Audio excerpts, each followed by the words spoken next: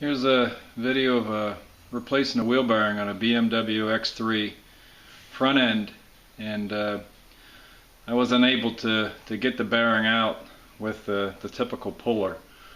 The typical puller is what I've always seen is a threaded rod with some nuts, and basically you tighten up either with a impact wrench or by hand to pull the bearing out. And this bearing was it was in there pretty good. So what I did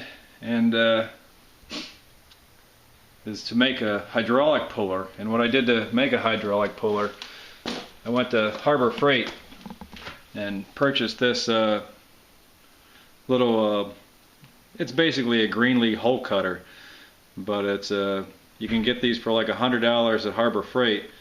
And what you see there is a hydraulic pump, and you go back around, there's your head.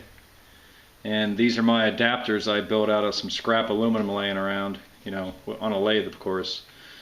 And what I can do with this now is I hook that up, and above it you see what I tried prior, which was a 1/2 inch threaded rod with some, you know, basically these two diameters would be in between those two square sections of aluminum. But again, when I wrenched down on it with my impact wrench, the all thread, the 1/2 inch all thread would just give. But now what I did, I bought this Harbor Freight piece, and I did have to buy some accessory. This is a 3/4 16 threaded rod I got from a McMaster car, and I got some nuts and also washers for this also. All in total it was like $125. And now I popped the bearing out. It was still very tight in there. This is a 10-ton unit, and I was really pushing on it before it popped. And when it popped, it definitely made a pop noise. So I'll set this up with the bearing, and I'll start pushing it back in, and you can sort of see how it works. Okay. Here's the bearing. I had it in the freezer.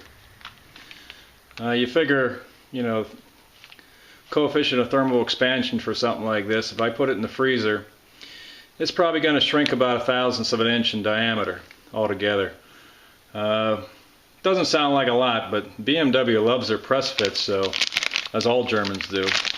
So anyway, I tried to get as much you know, help on my side as I could, because I'm sure that bore is pretty tight.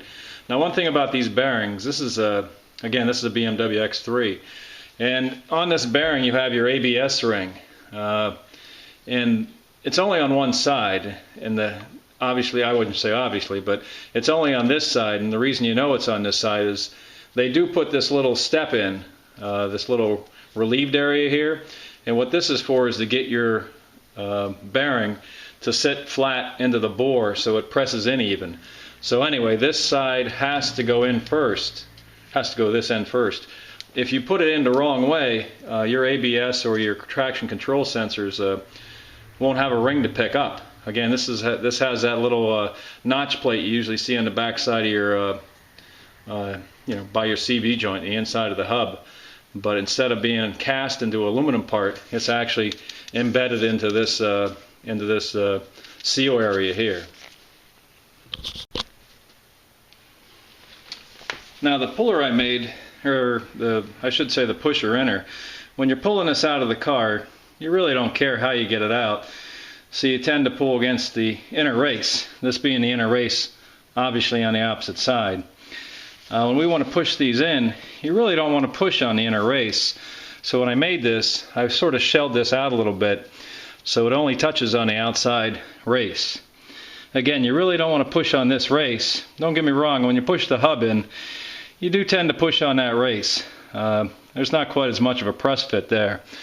But anyway, when I press these bearings in, I like to touch on the outside of the race. So I have a backer plate on the other side, which holds against the knuckle, let's say. And now what I'm going to do, I'm going to put this on this side, put my hydraulic pump on here. Then when I pump it, it's going to push that bearing forward.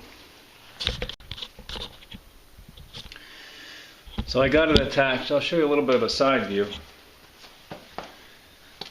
So you can see the bearing oops, right there, my pusher, and this is the end of my hydraulics.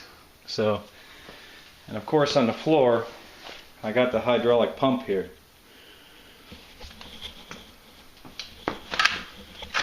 Oops. So as I pump this, you can see it going right in there. That's good.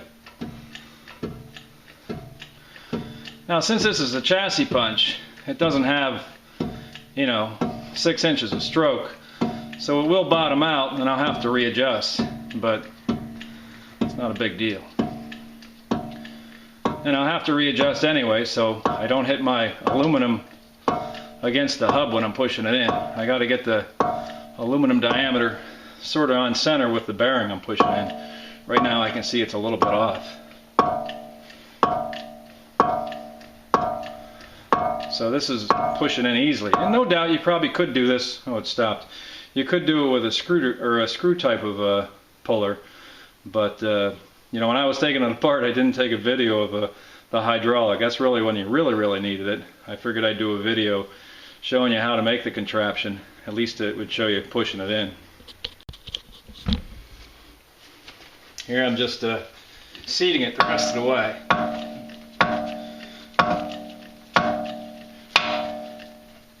Okay, I think it had hit home.